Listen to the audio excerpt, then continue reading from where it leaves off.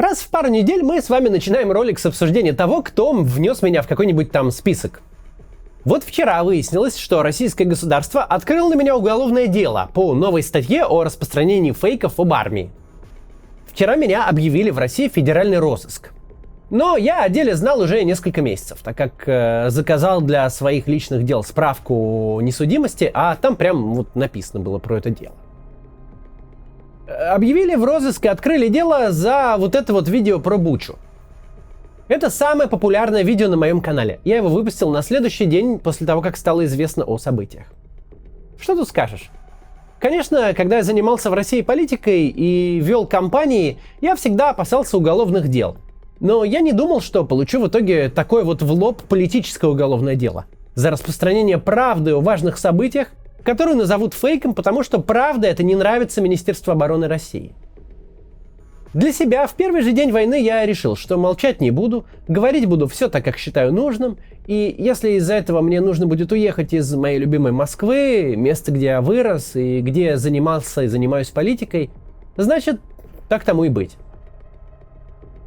Кто кого быстрее разыщет, нынешние силовики меня по политическому делу, или я их, когда вернусь, и мы будем ловить тех, кто занимался политическим сыском, это мы еще посмотрим. Я в безопасности, со мной все хорошо. Наверное, теперь только совсем уж рекламу перестанут покупать, а она составляла около 35% бюджета нашего канала. Чтобы помочь это как-то компенсировать, подписывайтесь на Patreon или Boosty, ну или криптой присылайте пожертвования. Вам это ничем не грозит, это никак не препятствуется и не преследуется, если вы финансируете иностранного агента или вот того, на кого есть уголовное дело. Нам там до компенсации всех доходов от рекламы, конечно, далеко, но может хотя бы часть. Ну, в общем, давайте к сегодняшнему ролику.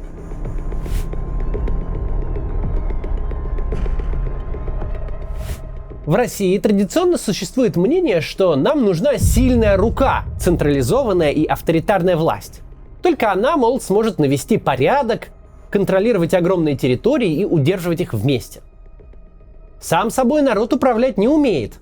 Так уж типа исторически сложилось. Без сильного лидера сразу страна по миру пойдет. Будем честными, Россия без Путина еще не жизнеспособна. Я просто боюсь представить, что бы было с нашей страной, если бы не Путин. Я говорю, пока у него такой народная поддержка, пока все равно вот это все, этот кипиш, надо монархию возвращать. Даже сейчас, когда вроде очевидно, что эта типа сильная рука затащила нас в бессмысленную войну, такое представление не исчезло. Находятся те, кто говорит, ну значит недостаточно сильная была власть, недостаточно авторитарная, надо еще найти, что запретить и какую гайку закрутить.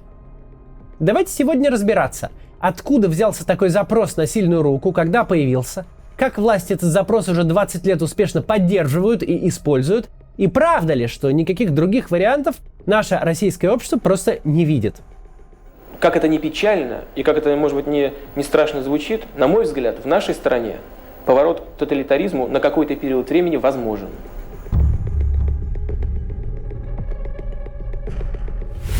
Тоска по централизованной сильной власти в России проявилась к концу 90-х годов. Общество устало от экономических потрясений, непоследовательной политики и неопределенности. От постоянных тревожных новостей из Чечни. Если бы на тот момент Россия была страной с устоявшимися демократическими институтами и успешным опытом сменяемости власти, то эта усталость, скорее всего, конвертировалась бы в выборы президента и парламента, просто другого курса, с иной политической программой. Но в 90-е наша страна проходила еще только первый этап демократических преобразований. После развала СССР рыночная экономика и справедливые политические институты пытались строить натурально с нуля. И, к сожалению, Борис Ельцин передал власть и страну преемнику раньше, чем общество увидело и почувствовало на себе позитивные плоды тех самых непопулярных постсоветских либеральных реформ. Так что 90-е многим запомнились как время беспредела и беспрерывной криминальной хроники, как череда бедствий, войн, несправедливого обогащения олигархов и задержек зарплат рабочим, разочарования и недоверия и неопределенности. Не будем подробно останавливаться на том, почему так произошло в те годы. На канале есть много роликов на эту тему, посмотрите, если еще не видели, и даже целая Книга есть, вон там стоит «История новой России», можно купить. Сейчас для нас важно, что не было проведено никакой объяснительной работы. Никто не озаботился тем, чтобы объяснить людям, для чего вообще проводятся реформы и какой в них смысл. И в итоге россияне во всех бедах стали винить и винят до сих пор именно демократические власти, те, кто проводил реформы. А советскую власть, которая обесценила рубль, загнала страну в долги и угробила экономику госпланом, не винят. От кого еще устали люди, так это от постаревшего Бориса Ельцина. К концу 90-х образ Ельцина, в прошлом энергичного и деятельного реформатора, изменился до неузнаваемости. Теперь россияне видели немолодого, выпивающего человека, у которого серьезные проблемы со здоровьем. Кстати, Ельцин тогда был моложе, чем сейчас Путин, когда передавал Путину власть. Ему было 69. Ну и вот, тогда и появился запрос на сильную руку. На власть, которая сможет быстро и жестко решить накопившиеся проблемы и все исправить. В 1989 году сторонников сильной руки было всего 25%, а 44% были против. И это понятно, шла перестройка. Последнее, чего людям хотелось, это чтобы опять кто-то отобрал у них часть свобод, которые еще и раздать-то толком не успели. Но уже в 1991 году поддержка сильной руки выросла до 39%, и после первых тяжелых лет шоковой терапии, после политического кризиса 1993 года, продолжала расти все 90-е годы. Решительнее всего сильную руку поддерживали менее образованные и более возрастные жители России. Те, по кому перемены ударили самым болезненным образом. Это нормальная человеческая реакция. Если ваш дом горит или вас грабят на улице, желание собрать консилиум на эту тему и обсудить пути решения проблемы у вас не возникает. В критической ситуации хочется, чтобы кто-то пришел и решил вопрос. Быстро, молча и эффективно. С холодной, так сказать, головой и горячим сердцем. И желательно, чтобы ему никто не мешал в процессе. Собственно, поэтому и возник общественный запрос на сильную руку во власти. При этом никто из сторонников укрепления власти не предполагал же, что возврат к авторитарному стилю управления страной означает отказ от гражданских и политических свобод. Никто из социологов не формулировал свой вопрос так: как вы считаете, нужен ли России единовластный и жесткий руководитель в обмен на ваши политические права? Нет. Главной политической проблемой в 90-е, согласно опросам граждан, называли не коррупцию, хотя она в топе была, но называли именно слабость государственной власти. А вот список основных проблем, которые сильная власть должна была решить. Рост цен и безработицы, задержки в зарплатах и экономический кризис. В мае 1999 года в ЦИОМ и РАМИР по просьбе журнала «Коммерсант. Власть» провели опрос, в котором предложили россиянам выбрать желаемого президента среди известных киноперсонажей. Вопреки известному мифу победил в опросе не Штирлиц, он просто был на обложке журнала. Штирлиц занял, по данным РАМИР, 2-е место, а по ВЦИОМу 4-е. Победили же маршал Жуков из «Освобождения» и Петр I из одноименного фильма 30-х. И еще в топе был Глеб Жиглов из культового «Место встречи изменить нельзя». Вырисовался вполне определенный типаж. Властный, агрессивный силовик, отстаивающий свое представление о добре и справедливости любыми способами. Победа любой ценой. Так сформулировал «Коммерсант» предвыборный лозунг президента, которого тогда желали видеть россияне. А когда определен запрос, можно подогнать под этот запрос предложение. Именно эти качества и эти стороны биографии президента активно подчеркивала пиар-команда Путина и до выборов, и в процессе. Молодой активный офицер спецслужб, отказывается от алкоголя, отчитывает руководителей, борется с террористами и олигархами. Вот таким представлял преемника для телеаудитории его избирательный штаб. Плюс тогда еще небольшие фальсификации на президентских выборах, чтобы не допустить второго тура. И вот желанный сильный лидер занял свое место. Неважно, что офицер не армейский, а выходец из КГБ, от которого натерпелась вся страна. Неважно, что его зона ответственности в ГДР была чуть больше, чем нулевая. Неважно, что он работал у тех самых демократов, от которых устало общество. И неважно, что, работая в питерской мэрии, Путин проворачивал всякие мутные схемы вместо того, чтобы заниматься своими прямыми обязанностями. Об этих подробностях умолчали успешно, Путина избрали, и он ответил на тот самый запрос сильной руки. Вот вы как-то сказали, я процитирую: «Нам всем кажется, если навести порядок твердой, жесткой рукой, то всем нам станет жить лучше, комфортнее и безопаснее.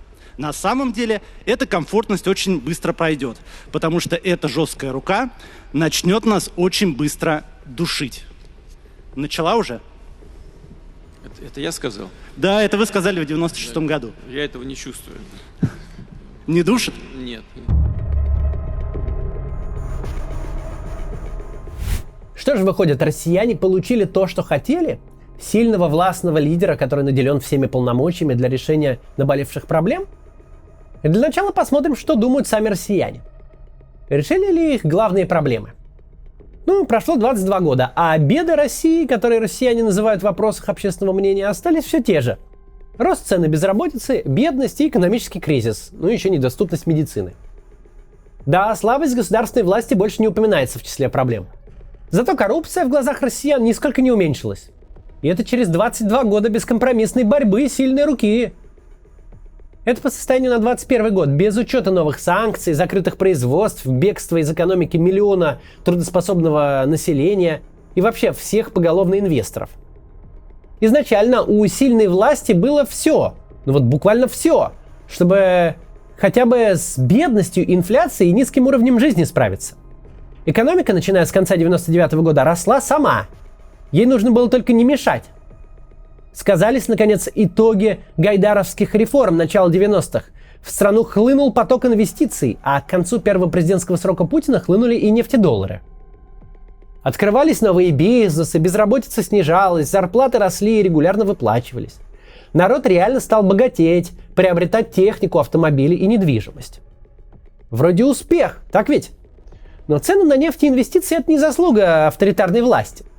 Экономика росла скорее вопреки всем рискам, которые накладывал путинский режим.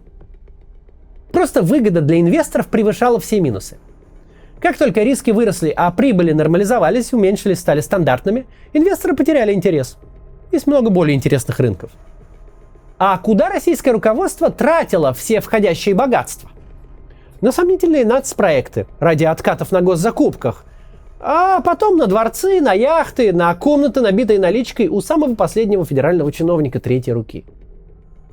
Можно сказать, что часть этих денег откладывали на черный день. Но поскольку черный день российская власть устроила себе сама, развязав войну с Украиной, то большая часть валютных запасов на Западе справедливо оказалась заблокирована. Окей, можно сказать, что какой-никакой рост экономики – это все равно лучше, чем было в 90-е. Но сначала десятилетия стагнация, а затем война и санкции полностью уничтожили весь экономический рост России за последние 15 лет. Это оценка на конец 2022 года. А ведь санкции еще долго никуда не денутся. Европейские покупатели нефти и газа, если и будут когда-нибудь закупать это все у России, то точно не в прежних объемах.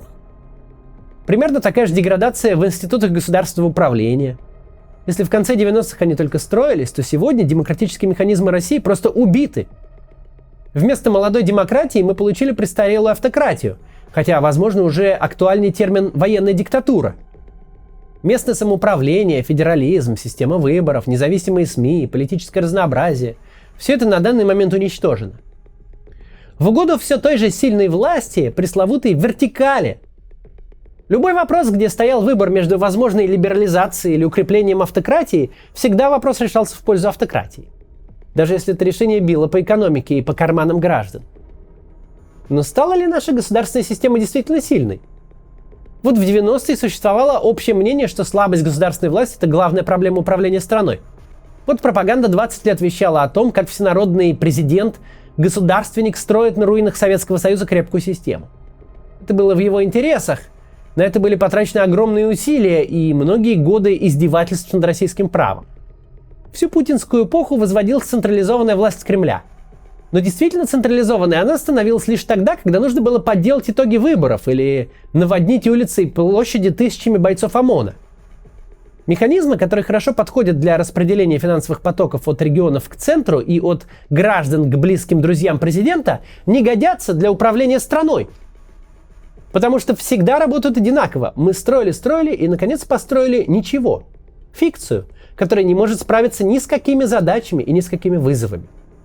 Как только возникает любая проблема, схема работы власти такая. Президент выбирает непопулярное, несвоевременное и просто вредное решение и сразу же максимально дистанцируется от него и вообще от всего. Залезает в бункер, скидывает выполнение, значит, всего этого на регионы, которые, значит, сам последовательно лишил полномочий и бюджетов. А затем уже губернаторы и блоки знаменитой путинской вертикали исполняют указания кто во что горазд. Как попало, с горящими сроками, виляя между разгневанными жителями и начальством, которому нужно хоть из воздуха показать результат. Так было с пандемией ковида, так проходит сейчас мобилизация. Система умеет рисовать красивые отчеты, перекладывать ответственность на исполнителей самого низкого уровня и пережидать, надеясь, что проблема рассосется сама собой. Но выполнять важные задачи в срок не умеет. За 20 лет отрицательный кадровый отбор хорошо проредил вертикаль, и в итоге эта вертикаль состоит из настолько некомпетентных людей, что грозит развалить всю страну при любом неаккуратном движении. Построена кокистократия. Ценой впустую потраченных 20 лет, убитой экономики и похороненной демократии Россия получила слабую, неработоспособную систему. С лидером, который потерял связь с реальностью и развязал преступную войну.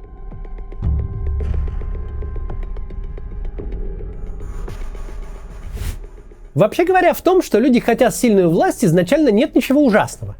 Вот посмотрите, например, на сравнительный график. В 2009 году в США властного руководителя у руля хотели себе столько же процентов опрошенных, сколько в России в 91-м. Надо сказать, что в Соединенных Штатах президент наделен очень большими полномочиями. Их объем вполне сопоставим с теми, которые Путин получил в наследство от Ельцина. То есть американцы тоже, бывает, хотят себе сильного лидера, который будет без преград решать накопившиеся проблемы. Но почему тогда они не получают диктатора? В худшем случае только Трампа, которого политическая система благополучно пережила и поехала дальше. Ответ в том, что у американцев имеются устоявшиеся демократические институты. Неважно, совершенны они или нет, справедливая избирательная там система выборщиков или, значит, не очень, но это все равно работает. Как и система сдержек и противовесов. И если избиратели видят, что у власти неадекватный руководитель, а популист с наклонностями автократа, то прокатывают его на следующих выборах, и он просто идет домой. В России такая система не успела толком прижиться и пройти целиком хотя бы 2 избирательных цикла, потому что была уничтожена первым же кандидатом с наклонностями узурпатора. Люди сравнивают воспоминания о лихих 90-х и часто подкрепленные пропагандой с теми успехами и реальными, и иллюзорными, которые телевизор сумел приписать президенту. При таком сравнении в соцопросе будет лидировать вариант с сильной властью. Но если в вопрос добавляется вариант, описывающий работающую демократическую модель с разделением властей, то поддержка сильной руки сразу падает практически до уровня поддержки продемократического варианта. Нет никакого секрета в том, какими инструментами можно решить самые болезненные проблемы россиян последних лет. Бедность, безработицу и социальную незащищенность.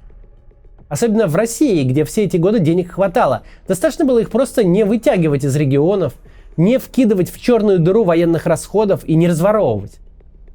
Нам не нужно изобретать инструменты честного формирования парламента, местного самоуправления и общественного контроля. Все уже придумали и обкатали до нас, набили все шишки, внесли все доработки. Бери и внедряй. Когда кто-то говорит нам, что россияне по каким-то причинам не готовы пока к парламентской республике или к возврату губернаторам их полномочий, или к прямым выборам мэров, или к чему угодно еще, это просто пропаганда. Россияне, как минимум с 2010 года, доказывают, что без всякой помощи властей могут брать на себя любые задачи, которые режим даже не собирается решать. Люди организуют добровольные пожарные бригады, поисковые отряды, приюты для животных, волонтерские службы помощи инвалидам и пожилым, профсоюзы, службы правовой помощи. Даже сами организовываются на митинги, когда почти всех лидеров протеста или выдавили из страны, или посадили. Да, России, конечно, нужны волевые лидеры, готовые брать на себя ответственность и принимать трудные решения. А таких решений предвидится немало. Потому в какой-то мере запрос на сильных личностей во власти останется. Но главное не пытаться найти и выбрать идеального человека, а построить сбалансированную систему, которая вовлекает граждан во власть, отчитывается перед ними, сама себя защищает от любых перегибов и узурпаций и реально представляет интересы своей страны. В 2019 году тот опрос, о котором мы говорили в начале ролика, повторили. И теперь лидировали в нем совсем не силовики. В топе из силовиков остался только Штирлиц. Но вот другие лидеры. Профессор Преображенский. Типичный интеллигент, независимый и принципиальный персонаж. Екатерина из «Москва слезам не верит». Это такая self-made woman, самостоятельная и независимая и целеустремленная женщина. И это 2019 год, когда все еще не так уж и плохо было. Институты эти все предстоит строить нам с вами. Это сложная работа, но выполнимая. В мире куча примеров работающих парламентских демократий. Просто в России первая попытка построить нормальное правовое государство не была доведена до конца. Ну что ж, придется нам с вами делать еще одну. И довольно скоро, судя по всему. До завтра.